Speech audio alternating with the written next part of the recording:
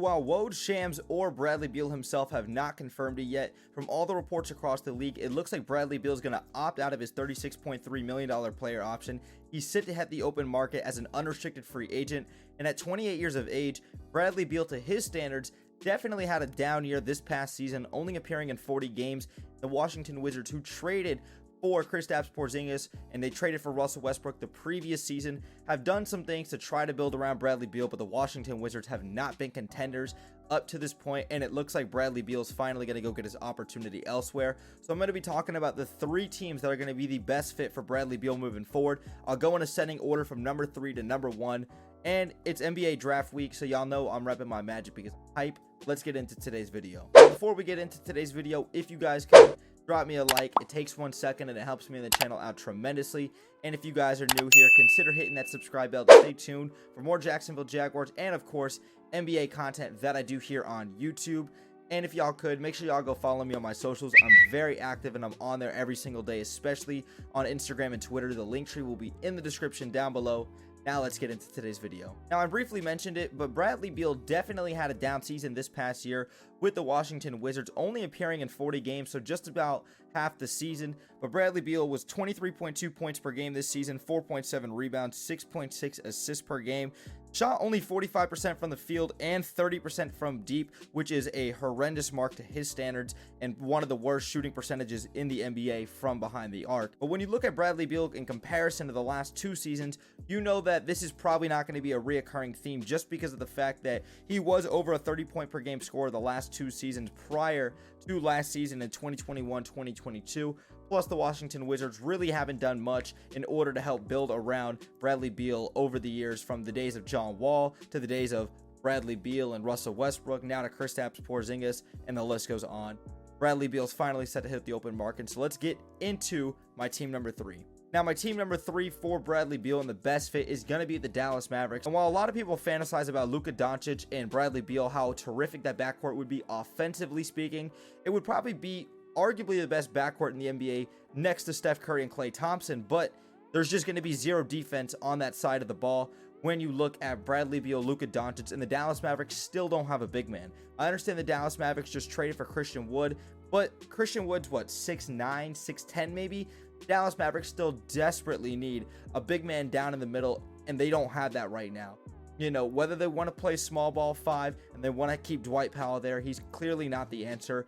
The Dallas Mavericks desperately need some defense, so I don't really know just how terrific that would be, but to alleviate some of that pressure off of a guy like Luka Doncic, Bradley Beal can obviously handle the ball, he can score an ISO, he can play off the ball, he can come off pin downs, take it to the rim, he's a good free throw shooter, he's solid, not great. Bradley Beal is just a terrific offensive player. He's got a deep bag, a deep arsenal.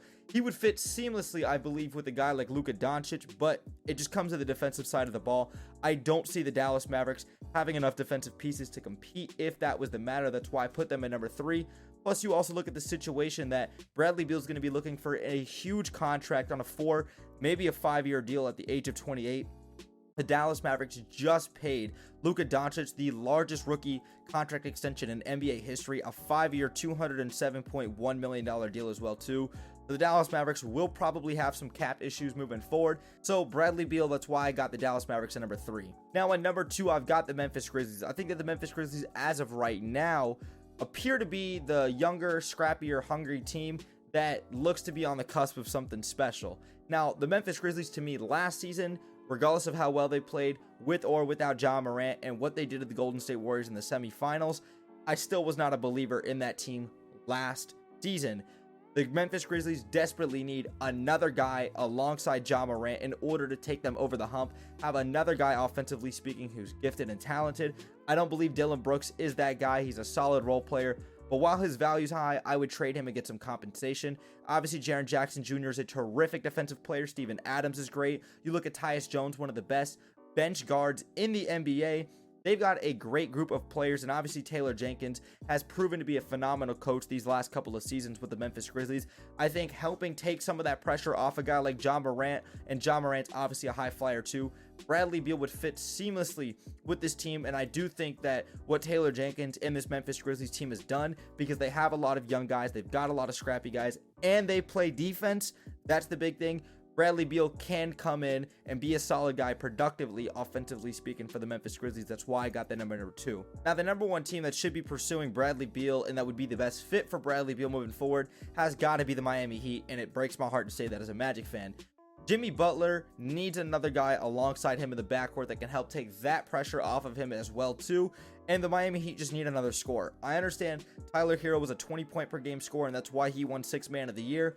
But Tyler Hero, let him stay as 6th man because that's where he flourishes and that's where he succeeds. Eric Spoelstra is one of the best coaches in the association. He's a proven and he's a future Hall of Fame coach. Bam Adebayo is still a productive guy down low and in the middle. And it looks like PJ Tucker's set to hit the open market after opting out of his $7.4 million player option. It's not confirmed, but that's what a lot of the reports are saying. And it gets tricky with a guy like Kyle Lowry, who's still under contract for the next 2 seasons for the Miami Heat. He's going to be making $28 million this year on the cap and $29 million next year on the cap. While Kyle Lowry still has some kind of trade value and trade asset, you want to move that contract off the books. I'm not sure what the Miami Heat can do, but I think that if the Miami Heat need to pursue a guy like Bradley Beal, which I don't see why they wouldn't, they're going to have to go get him, get Kyle Lowry and possibly Duncan Robinson off their books because both those guys are making way too much money. You still got guys on cheaper contracts like Gabe Vincent and Max Strus. Very solid guys as well too. So the Miami Heat definitely are the best fit in a perfect situation for Bradley Beal moving forward. But NBA fans, I want to hear your thoughts in the comments down below. Who do you think is the best fit for Bradley Beal and where should Bradley Beal go moving forward? Like I said, let me know in the comments down below. And if you guys haven't already, make sure y'all drop me a like. It takes 1 second and it helps me in the channel out tremendously. And if you guys are new here, consider hitting that subscribe bell for more Jacksonville Jaguars and of course NBA content that I do here on YouTube. And like I said, make sure y'all go follow me on my socials on Instagram and Twitter. The link tree will be in the description down below. Thank y'all again for tuning in. Brett James, aka BJ. I'm out, y'all. Peace.